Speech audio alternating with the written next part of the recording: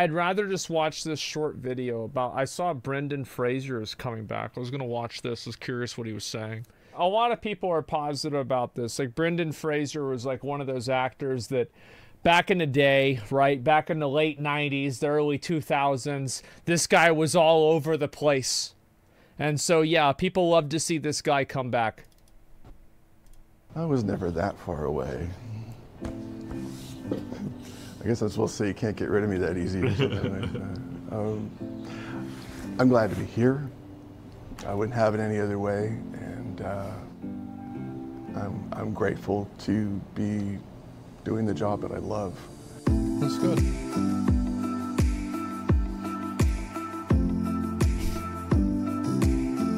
I think that a big reason why a lot of people like him, especially now, is because of how awkward he is and how it seems in every single time that I see a video or a picture or anything like that, he doesn't really know how he got there. You know, he's so awkward. Yeah, I love it. It's great. It's very relatable. Exactly, yeah.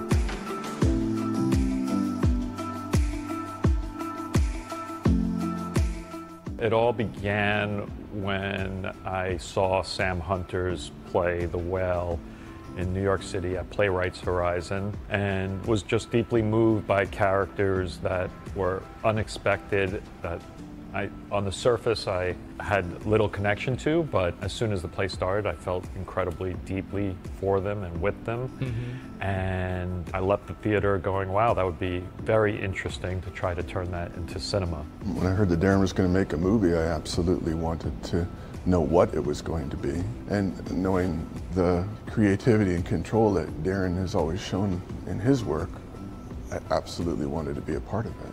It was a really long search to find Brendan. I didn't really want to wake up in the morning. I think he got a hair transplant. I'm pretty sure he did.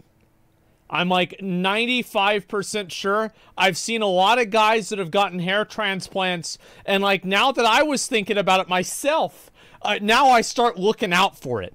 Every fucking time I see a guy, I'm always looking at their hairline. I'm like, okay, is this it or not? And make this movie with anyone else up till when I met Brendan. When he left my office after our first meeting, I felt it. I was like, oh, this is exciting. To be honest, it wasn't because I was a scholar of his earlier work. I've been kind of amazed with all— Isn't that fucked up, man? Isn't that so fucked up? This is what his hair used to be, and he had to get a fucking hair transplant? What a bunch of bullshit that is, huh? all the love out there, and I recognize now that those films are really seminal. Yeah, look at that. But bro, how the fuck can nature do you like that? Because I have the same fucking pictures of like me in high school and like maybe like 18, 19, way fucking better. And then everything was just downhill from there. I remember the first time my mom was watching a video of me and Austin and Zach driving to Jack in the Box. And she was watching it and she says, "I think you're going bald." And I was like, shut the fuck up. What are you talking about? What the hell are you talking about? What do you mean? And so I never thought about it, but I thought about it every day. And so, you know, hey, it is what it is, right? Films, the 90s work, the 90s chapter. Oh, yeah, and the Mummy. I'm happy for that, but it wasn't really in any way a calculation. It was really just finding the right actor at the right time for the job. Adrian Moreau designed a character makeup of Charlie's body by scanning me, inputting that information virtually, creating a model. The thing is, by working in a 3D capacity, he had absolute control over every aspect of Charlie's body, the size of the pores, the placement of them even. He was able to be authentic and exacting. So is this about like Reddit or something? Like, I don't know. I'll be curious to see what this is going to be about. Yeah, this is going to be good. This it's a Discord admin, yeah. Design. No, even better, guys. It's the second WoW movie.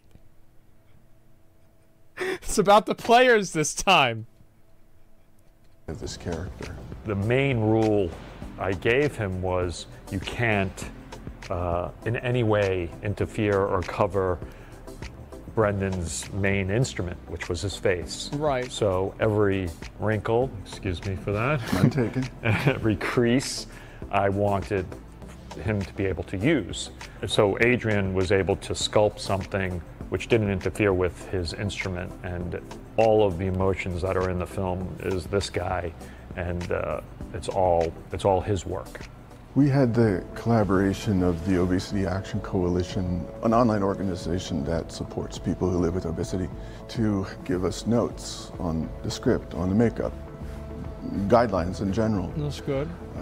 But also to open their doors to people who have lived with obesity and live with obesity and tell us about their lives. And you spent a lot of time with those folk. Overall, they impressed on me that they want this story to be told with authenticity. I felt a sense of duty to uphold that. If you look at the history of characters that live with obesity being portrayed in film, it's all The nutty fucking professor. Holy shit. Oh my god. Yeah, this was the good one back in the day. Yep. I'm pretty sure, I don't know if we watched this one on VHS or we watched it in the movie theater, but it was one or another. often a punchline. It starts with, of course, how the roles are written. They're not written with honesty, they're not written with care, they're just butts of jokes in general. And then it continues through the makeup, which is often cut from foam and completely unrealistic. We wanted to be truthful and honest in every step because making the film was an exercise in empathy. Obesity is the last domain of prejudice that we as a society still haven't changed the way we speak about it, the way we refer to people, the way that we... Well, I think the reason for that is because, number one, people have control over obesity in a way that, like, they might not have control over, like, different mental disorders. I think that's one reason.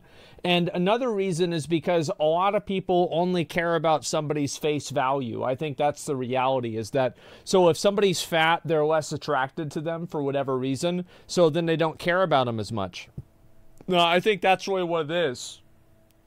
So I think that, like, really whenever you go back and you look at it, I think that there's a lot of other prejudices, like especially height, I think for guys is, it's kind of like one of those things that's like very openly joked about, but a guy has no control over this, and it kind of sucks whenever you get made fun of for being short. There's also hair, right? It's socially acceptable. I would say that it's socially acceptable to make fun of a guy for going bald. Overall, it is... Let's be honest. It's definitely more socially acceptable than many other things that you can make fun of somebody for, right? Especially on the internet. So I feel like there's a number of these, but being fat is definitely one of them. Yeah, for sure. I do think that there is I'm not a fan of the, oh, well, we're going to be mean to fat people because we want to help them. I think that most people that want to be mean to fat people, they want to do that because they like being mean. It doesn't have anything to do with the person's well-being. They don't care about the person. They're not fat-shaming you for your own good. They're doing it because they like being a fucking bully. They like doing that, and that's it. Care about one another. And I'm hopeful that that can change. And I do believe in the power of film and culture to change the conversation. Well, I think this is definitely true. I mean, there was, I remember, oh, fuck. Like, my dad told me about this. There was this one movie we watched. It had, like, Jack Nicholson in it. And it was, I think it was called One Flew Over the Cuckoo's Nest. And it was about these mental institutions. And I think that was one of those movies that, like, kind of changed people's perspective on, like, the way they look at people with, like, mental problems. Yeah, I watched this shit with my dad, like, fucking 10 years ago. Let's see. There's another one on the other end is Reefer Madness. You know, my dad told me what it was like whenever that fucking movie came out. Holy shit, you couldn't sell pot at all. Everybody was getting pissed off about it. So yeah, Reefer Madness, he still wants me to watch it. So yeah, American History X. Holy fuck, that was a big movie. So I think this is true. I do think that there are films that come out that do really kind of change the way that like the society views something. I'm trying to think of a couple more of them. Fight Club. I don't know about Fight Club. Super Size Me. That was it was kind of a big one. I'm trying to think. She-Hulk. Beautiful Mind. Maybe the one, I forgot what it was called. The thing, it was Robin Williams and Matt Damon. Fuck, was that A Beautiful Mind? Was that it? Yeah, I don't remember. Good Will Hunting. There, yes. Breakfast Club. Yeah, that was another big one. And The Passion of the Christ. Yeah, there's a few other ones. American Psycho. I don't think American Psycho is on that list. I feel like One Flew Over the Cuckoo's Nest, Reefer Madness, and I think there's one other one that I had mentioned. Maybe these would qualify. Other than that, I think that, yeah, but there are definitely films that are iconic in a way that it shifts the frame that the society views a certain thing. Clockwork Orange, yeah. The Matrix. Yeah, think about how many Matrix memes are just commonplace now. Like the red pill. Like this is just...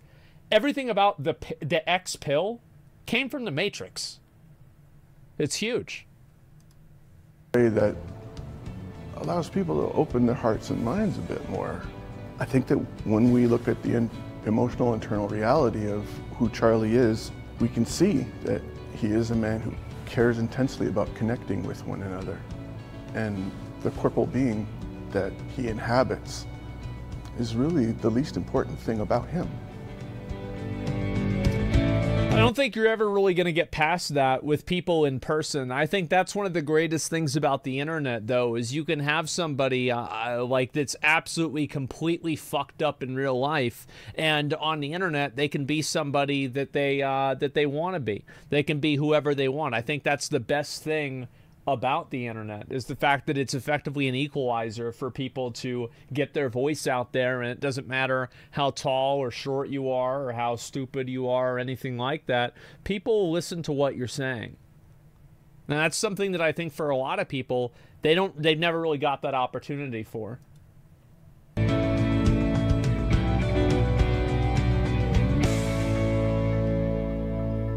Yeah, this was good. This was good. I like this.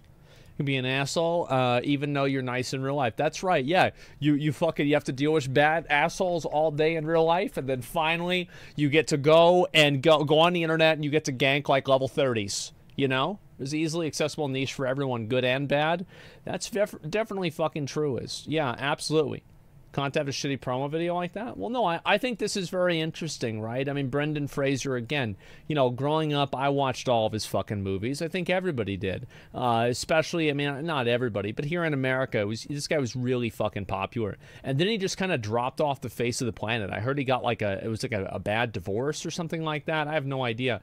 But like, this guy effectively got his life all kinds of fucked up, okay? There's a reason why, you know, getting your shit fucked up is that one picture of Brendan Fraser with his eyes red and this fucking hair messed up, okay? Like, yeah, this guy's the poster child for it. And so everybody likes to see a good comeback. Everybody likes to see a redemption arc. And so here we are. I think the same thing happened with Robert Downey Jr. I mean, this guy was like fucking massive in like the 80s and 90s. And then he turned into a crackhead for like a decade. And then he came back and he made movies like Iron Man and shit. And Tropic Thunder. And there was one about like, I think it was like some like a music thing too. And everybody fucking loved them. So I think that's people like to see that. Downey went to jail, Sherlock Holmes. Yeah, that was fucking amazing. People love that. Let's see here. Guy made every 90s kid childhood with comedic films. Exactly, man. Brendan is such a treasure to the community. I'm so happy his comeback starting. He deserves all the happy and good things. Yeah, dude, people love this fucking guy, man. Yeah, they absolutely do. I figured I'd watch this just as a little bit of nostalgia for myself. Here's Greatest Sherlock. Yeah. Tropic Thunder is the funniest movie, but the jokes will not fly today.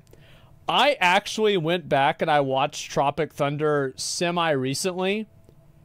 And yeah, it was really fucking funny. Like, that shit was fucking hilarious, man. Like, I'm not gonna listen to anybody saying that that was not funny. Like, I'm gonna be real. I went back, I watched Zoolander again. It was not as funny as it was back whenever I watched it in movie theaters with my dad in 2000, okay? But however, the fucking, what is this, a school for ants? That's still fucking funny. However, most of the other jokes were kind of shit. So yeah. And what do you mean, you people? What do you mean? What do you mean, you people? Exactly, man. Twitter generation needs Tropic Thunder. Oh, man, it was fucking amazing. And the gas station scene, yeah, at the beginning. Tropic Thunder's hilarious. Absolutely.